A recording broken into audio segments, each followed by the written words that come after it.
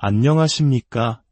오늘 우리는 신앙의 여정에서 가장 근본적이면서도 때로는 가장 오해받기 쉬운 주제에 대해 함께 묵상하고자 합니다. 바로 예배입니다. 혹시 이런 생각을 해보신 적이 있으신가요? 뜨거운 찬양이 울려 퍼지는 어느 교회에 눈물을 흘리며 두 손을 높이 든 사람들, 열정적으로 소리치며 노래하는 모습을 보며 저 사람들 정말 예배를 잘 드리는구나 하고 감탄했던 경험 말입니다. 오늘 이 시간이 여러분의 신앙을 더욱 깊게 하고 하나님과의 관계를 새롭게 하는 축복의 통로가 되기를 소망합니다. 만약 오늘 말씀이 여러분의 마음에 울림을 준다면 공유하기를 통해 이 은혜를 주변에 나누어 주십시오. 하나님의 말씀을 전하는 것은 우리 모두의 사명입니다. 또한 구독을 통해 저희 채널과 동행해 주신다면 저희가 이 귀한 사역을 이어가는 데 큰 힘이 될 것입니다. 이 여정에 함께 하시는 모든 분들의 삶에 하나님의 평안과 은총이 가득하기를 기도합니다. 오늘날 많은 그리스도인들은 예배를 생각할 때 특정한 감정이나 음악 스타일 혹은 노랫소리의 크기와 같은 외적인 요소들을 먼저 떠올립니다. 힐송이나 엘리베이션 워십, 베델 뮤직과 같은 세계적인 찬양팀의 음악이 현대 예배의 표준처럼 여겨지기도 합니다. 그들의 열정적인 무대와 감성적인 멜로디는 분명 큰 감동을 줍니다. 하지만 우리는 스스로에게 질문해야 합니다. 그것이 과연 예배의 본질일까요? 우리는 때로 진리가 결여된 채 거짓된 감정에 휩쓸려 이교도들의 광적인 제의를 닮아가는 모습을 보면서도 저들이야말로 진짜 예배자다라고 착각하곤 합니다. 만약 그들에게 진정한 예배란 무엇입니까? 혹은 참된 예배자는 어떤 사람입니까? 라고 묻는다면 과연 어떤 대답이 돌아올까요? 성경은 참된 예배에 대해 분명하게 말씀하고 있습니다. 요한복음 4장 23절과 24절에서 예수님께서는 이렇게 말씀하셨습니다. 아버지께 참되게 예배하는 자들은 영과 진리로 예배할 때가 오나니 곧 이때라.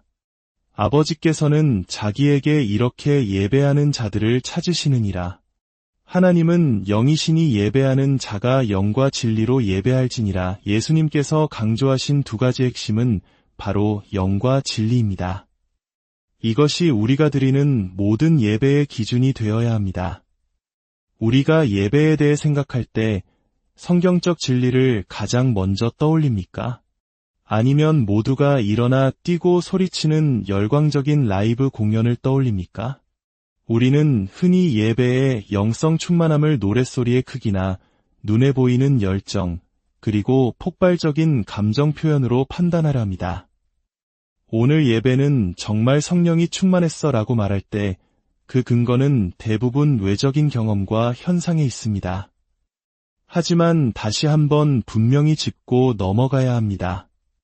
그것이 성경이 말하는 예배의 전부일까요? 단호하게 말하건대 아닙니다. 현대 복음주의권의 많은 교회에서 예배는 곧 음악과 동의어처럼 사용됩니다. 이제 예배를 시작하겠습니다. 라는 말은 곧 이제 찬양을 시작하겠습니다. 라는 의미로 받아들여집니다. 하지만 음악은 예배가 아닙니다. 음악은 음악이고 예배는 예배입니다. 음악은 예배의 한 가지 표현 방식일 수는 있지만 예배 그 자체가 될 수는 없습니다. 저 역시 한때는 예배가 주일 아침에 부르는 찬송이라고 생각했습니다. 목청껏 소리 높여 노래하면 하나님께서 들으시고 제 삶의 문제를 해결해 주실 것이라 믿었습니다. 예배를 하나의 감정적인 경험으로만 여겼던 것입니다.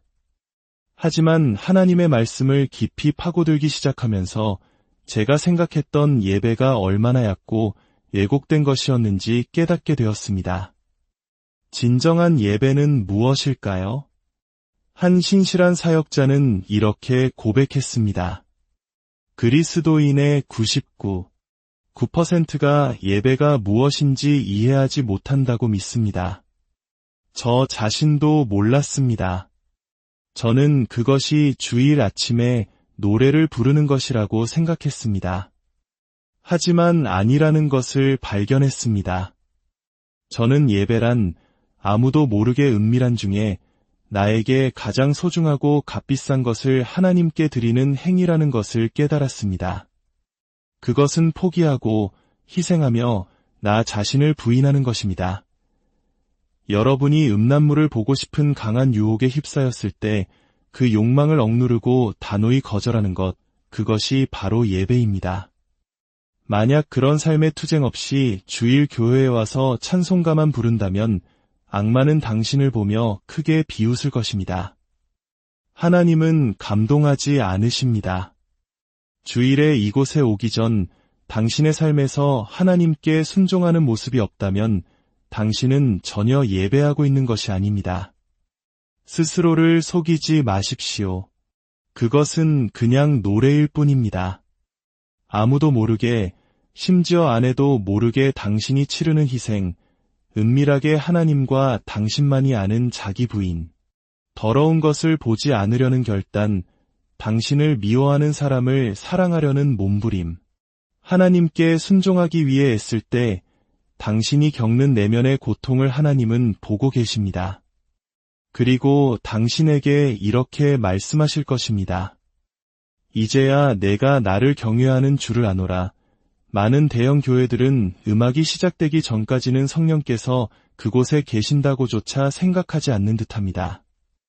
그들은 소위 예배의 분위기를 조성하고 나서야 성령을 초청합니다. 그들에게 예배는 음악과 직접적으로 연결되어 있고 그들의 찬양이 곧 예배인 셈입니다. 우리는 성경적 원리들을 머리로는 알고 있습니다. 개혁주의 신학, 예배의 규정적 원리, 예배의 내용이 진리 위에 서야 한다는 것, 모두 동의합니다. 하지만 솔직히 말해봅시다. 신앙의 언저리에서 얼굴을 찡그리고 눈물과 땀을 쏟아내며 몸을 격렬하게 흔드는 사람들을 볼 때 우리는 성경이 말하는 예배의 참뜻을 알면서도 무심코 이렇게 말하곤 합니다. 아, 저 사람들 정말 예배 잘 드린다. 이것은 매우 위험한 생각입니다. 특히 그 외적인 경험들이 힐송이나 엘리베이션 교회와 같이 잘못된 복음과 교리를 가르치는 곳에서 비롯될 때 더욱 그렇습니다. 엘리베이션 교회의 스티븐 퍼팅 목사는 스스로를 전능한 하나님이라 칭하는 신성 모독적인 발언을 하기도 했습니다. 더 충격적인 사실은 이 교회가 부활절 초청장에 부활, 갈보리, 예수의 피와 같은 기독교 핵심 단어를 의도적으로 사용하지 않는다는 것입니다. 그 이유가 무엇인지 아십니까? 그런 단어들이 외부인들에게 소외감을 느끼게 만들기 때문이라고 합니다. 여기서 우리는 근본적인 질문을 던져야 합니다. 거짓 복음을 가르치는 자들이 어떻게 참되신 하나님을 영과 진리로 예배할 수 있겠습니까?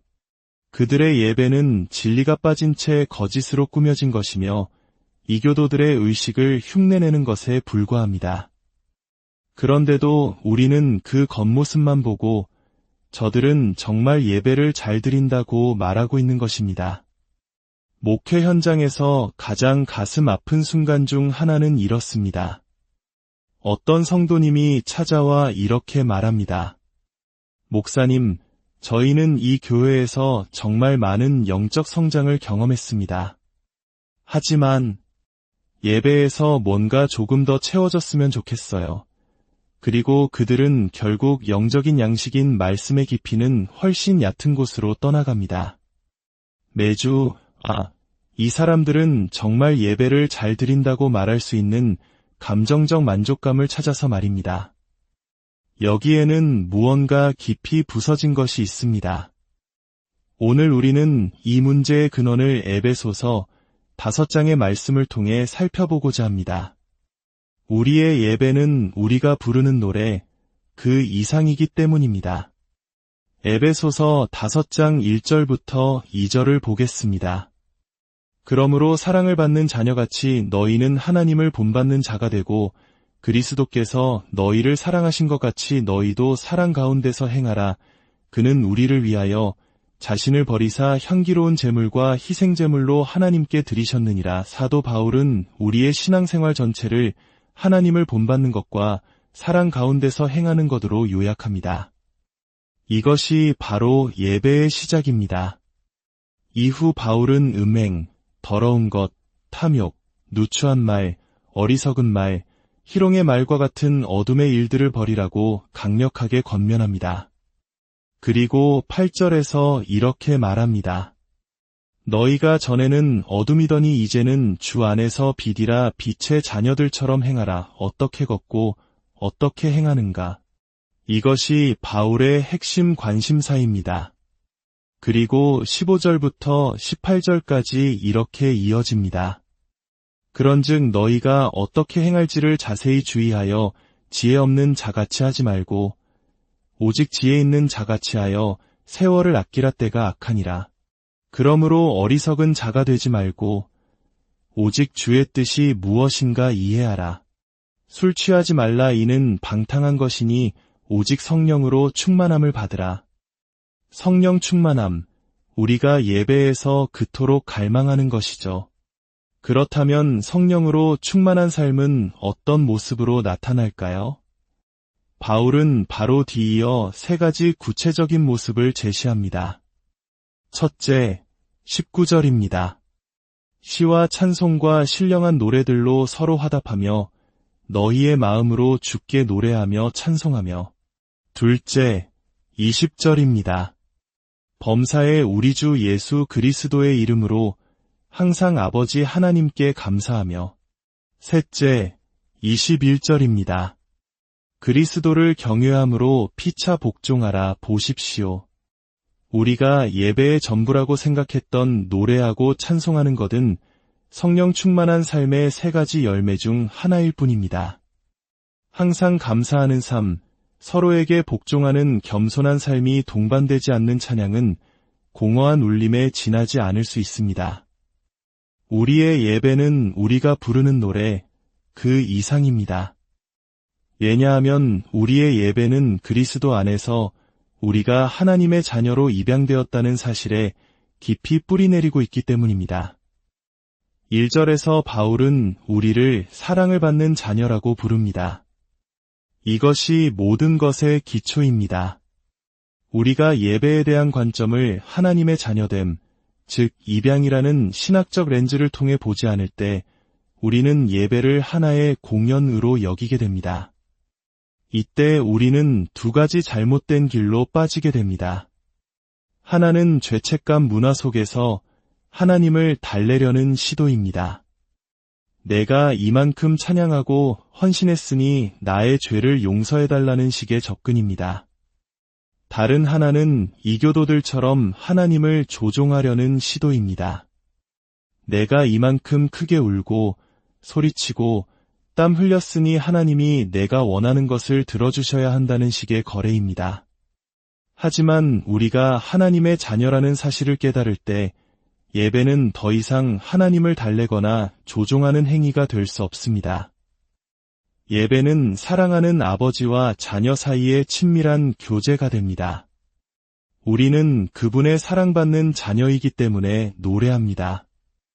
우리를 위해 자신을 내어주신 그 사랑에 감사하여 찬양합니다. 우리는 그분의 자녀이기에 그분의 뜻에 순종하는 삶을 살아갑니다. 어둠 속에서 유혹을 이겨내는 거룩한 몸부림, 미워하는 사람을 품으려는 사랑의 실천, 일상 속에서 범사에 감사하는 태도, 그리고 서로에게 겸손히 복종하는 모습. 이 모든 것이 우리가 아버지께 드리는 향기로운 예배입니다. 사랑하는 성도 여러분, 이제 우리의 시선을 무대 위 화려한 조명과 스피커의 큰 울림에서 우리의 삶의 자리로 옮겨야 합니다. 당신의 예배는 주일 아침 교회에서 시작되는 것이 아니라 월요일 아침 당신의 가정과 직장에서 시작됩니다. 아무도 보지 않는 곳에서 진리이신 하나님의 말씀을 붙들고 영이신 성령의 인도하심을 따라 살아가는 당신의 모든 순간이 바로 하나님께서 찾으시는 참된 예배입니다.